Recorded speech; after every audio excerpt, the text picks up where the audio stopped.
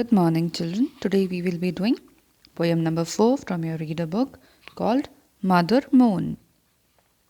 Children, in this poem, Amelia Josephine Burr, who was an American poet, she's telling about, a night where moon is shining. And she is talking about moon and sun in this poem. Let's start with the poem now. From here. The moonlight is shining so white through my window. The moon has been walking all night through the sky, the way that my mother comes walking in on tiptoe, when I'm thinking how slowly the dark's going by. Till here, okay? Now,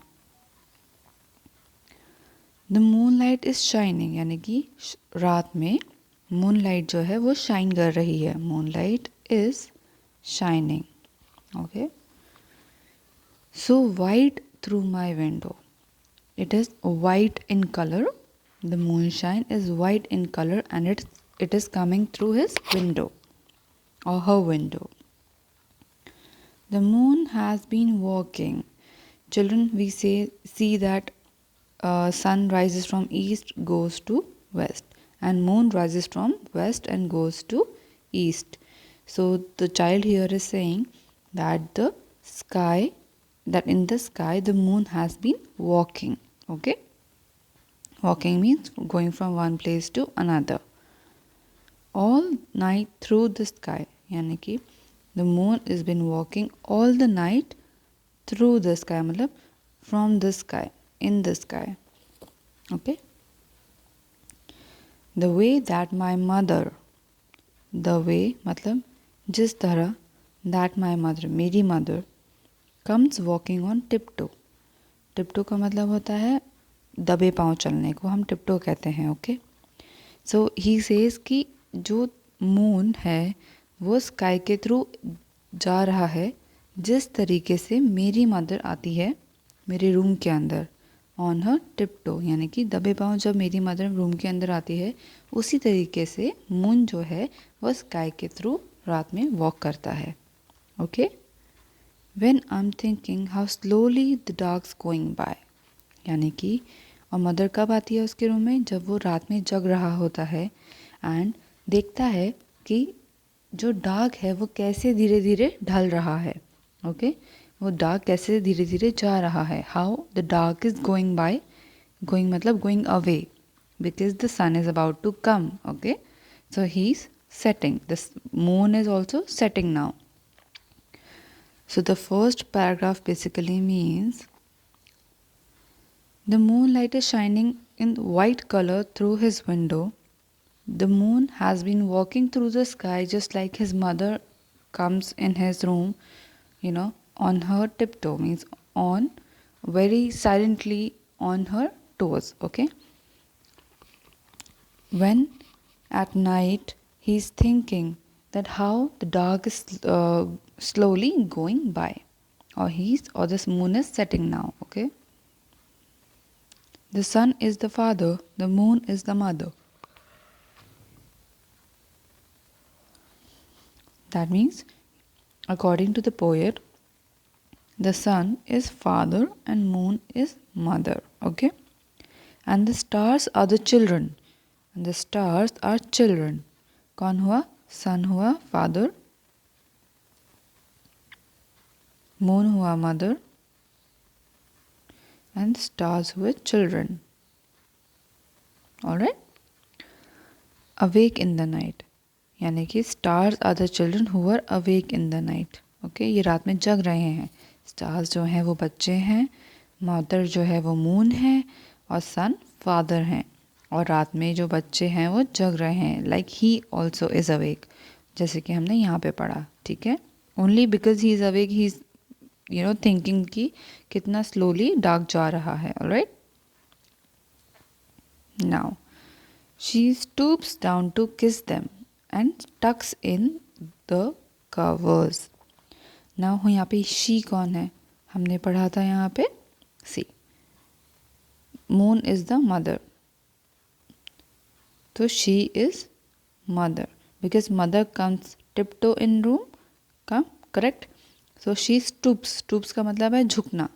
जैसे mother खड़ी होती है, mother उनके अंदर आती है धीरे धीरे. जब बच्चे सो रहे होते हैं उनको चेक करने के लिए आती है, करेक्ट. वो धीरे से नीचे झुकती हैं, अपने बच्चों को किस करती है और उनको कवर्स, मतलब जो भी उन्होंने ओढ़ा होता है उसको हम कवर कह रहे हैं यहाँ पे. That could be a blanket, a sheet, anything. Okay. और उनको ब्लैंकेट के अंदर टक कर देती है. टक मतलब अच्छे से उड़ा देती है. Alright. And when she is going she leaves them her light. और जब वो जा रही होती है तो वो उनको एक लाइट दे के जाती है. लाइट मीन्स यहाँ पे कि वो उनको एक अश्योरेंस दे के जाती है कि मैं यहीं पे हूँ, तुम अच्छे से सो जाओ. Okay. So just like a night lamp. Okay. जैसे नाइट लैम्प चलता है तो हम अच्छे से सो पाते हैं, तब हमें डार्क में डर नहीं लगता है. तो वैसे ही हमारी मदर की वो किस होती है और वो अश्योरेंस होता है कि हम अच्छे से रात में सो पाते हैं. तो वो हमको अपनी लाइट दे के जाती है एक तरीके से, correct. So the light here is her assurance that I am here, you sleep nicely. Okay. We will revise the poem once now and then we will discuss the comprehension exercise of the poem now. So basically the moonlight here is coming through the window, correct? And the moon has been walking through the sky just like her mother comes in the room on tiptoe, silently on tiptoe. When, जब वो बच्चा अपने bed में सो रहा है या लेटा हुआ है अंडर द शीट्स. ओके. जब वो ये सोच रहा है कि डार्क कैसे धीरे धीरे कम हो रहा है क्योंकि अब मून जाने वाला है और सन आने वाला है, यानी कि मॉर्निंग होने वाली है, करेक्ट. धीरे धीरे मॉर्निंग होता है. तो उसके बाद वो कहता है, पोएट कहती है कि सन जो है वो फादर हैं, मून जो है वो मदर हैं. ओके. और जो स्टार्स हैं वो उन बच्चों की तरह है जो रात में अभी भी उठे हुए हैं, यानी कि वो अपने आप को स्टार से कंपेयर कर रहा है क्योंकि वो भी अभी जगा हुआ है, करेक्ट. और वो भी देख रहा है कि डार्क कैसे कैसे कम हो रहा है. She stoops on. देन वो कहता है कि जैसे मदर होती है वो नीचे झुकती है to kiss them. Them here is children और द स्टार्स. तो बेसिकली मून एंड स्टार को वो अपनी मदर और अपने आप से कंपेयर कर रहा है. ऑलराइट. वो झुकती है उनको किस करने के लिए and tucks them in the cover. वो उनको कवर में ढक के जाती है. And when she is going she leaves them her light. और जब वो जाती है तो वो उनके लिए एक लाइट छोड़ के जाती है, करेक्ट. यहाँ पे the light is her assurance and also that the sun is coming, so the light is there. Alright. So two things are compared here. So that's about the poem children. इतना ही है इस poem में. अगर कोई confusion होता है you can please ask me about it. Now we will do comprehension exercise of the poem. Again, very simple exercise, children. I will do it for you so that you don't have to bother about correct answers.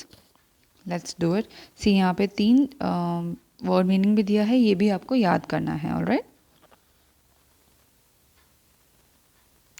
All right. Let's see. Here, you have to write true or false or yes or no basically. Let's do it. The moon is the mother to the stars. Yes, she is the mother to the stars. Children are not afraid of the dark. That is no. That is false. Children are afraid of the dark. Okay. The sun looks after the stars at night. No. The moon look after stars at night. Mothers come quickly in the night to look after their children. Sorry, it is not quickly, it is quietly. My mistake, children. Mothers come quietly in the dark, in the night to look after their children. Yes, they do come. They come on tiptoe. Alright, quietly on their tiptoe. When the moon sets, she leaves her light shining on the stars. Yes, it is correct. Now B. Who are the children in the sky? The stars are the children in the sky. Who comes to look after them? The mother comes to look after them. What does she do? She kisses them and she tucks them. them in sheets. Okay. Now the next one. Are you afraid of the dark? Write your bedtime routine. Children, ये question आप लोगों के लिए है. यहाँ पे आपको लिखना है कि आपको डार्क से डर लगता है या नहीं, और आपको अपना नाइट टाइम रूटीन लिखना है, यानी कि जब आप सोने जाते हैं तो आप क्या क्या करते हैं. ओके. फॉर एग्जाम्पल, जैसे मैं अगर अपना नाइट टाइम रूटीन बताऊँगी तो मैं लिखूँगी कि पहले first I make my daughter have her dinner, then we both brush our teeth, then we put body lotions on our hands and we clean our faces, we comb our hair, we change into night dresses, then we clean our bed and then we go to sleep. Okay, so that is how you have to write your night time routine कि जब आप सोने जाते हैं तो आप क्या क्या करते हैं. Okay, all right. Literary appreciation. In the poem I am reading out this children. पहले हम ये पढ़ेंगे, फिर हम देखेंगे कि इसमें क्या करना है. Okay. In the poem the poet has imagined the moon as a human being. She is a mother who tucks her children in bed at night. What has the poet imagined the sun and the stars as? What do they do? Children, यहाँ पे ना देखो, आपको हमने देखा कि mother को moon कहा गया है, मून को मदर कहा गया है, राइट, एंड फादर को सन से कंपेयर किया गया है. सो यहाँ पे यही पूछा है क्वेश्चन में कि स्टार्स एंड सन को क्या क्या इमेजिन किया है पोएट ने. ऑलराइट, तो आपको वो लिखना है कि सन और स्टार को क्या क्या इमेजिन किया है एंड वो क्या करते हैं. ठीक है, आपको लिखना है कि वो क्या क्या करते हैं. इसको हम कहते हैं पर्सोनिफिकेशन. चिल्ड्रन, जब आप किसी नॉन लिविंग थिंग को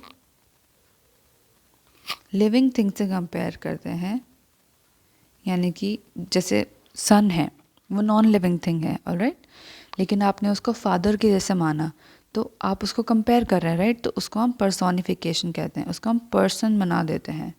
correct, personification. This is one word, children. I'll just write it for you once again.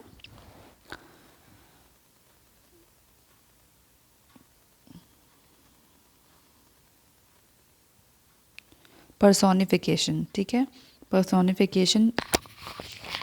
जैसे कि हम ग्रामर में पढ़ते हैं parts of speech, these are figures of speech. One day I will take a class only for figures of speech. हमने जो भी poem पढ़ी हैं हम उनके एग्जाम्पल्स लेंगे और हम उनको फिगर्स ऑफ स्पीच जो भी आपके कोर्स में दी गई है उसको पढ़ेंगे. ऑलराइट चिल्ड्रन, सो इस वाली पोएम में हमने पर्सोनिफिकेशन को देखा. ये एक टेक्निक है जो पोएट यूज़ करते हैं, जिससे कि वो एक नॉन लिविंग थिंग को एक लिविंग थिंग से कंपेयर करते हैं या उसके जैसा समझ के पोएम लिखते हैं. जैसे कि इस पोएम में पोएट ने अपनी मदर को मून से कंपेयर किया है, स्टार्स को अपने आप से कंपेयर किया है और अपने फादर को सन से कंपेयर किया है, नॉन लिविंग थिंग्स को लिविंग थिंग्स से कंपेयर किया है. So we will call it personification. Alright children, you all can please make a note of it, and with the homework write what is personification. Alright children, do comprehension number C as homework and write A and B also in the notebook, and this one also, literary appreciation. So that's it for today children. Thank you so much. If any doubts you can please ask me about it. Thank you.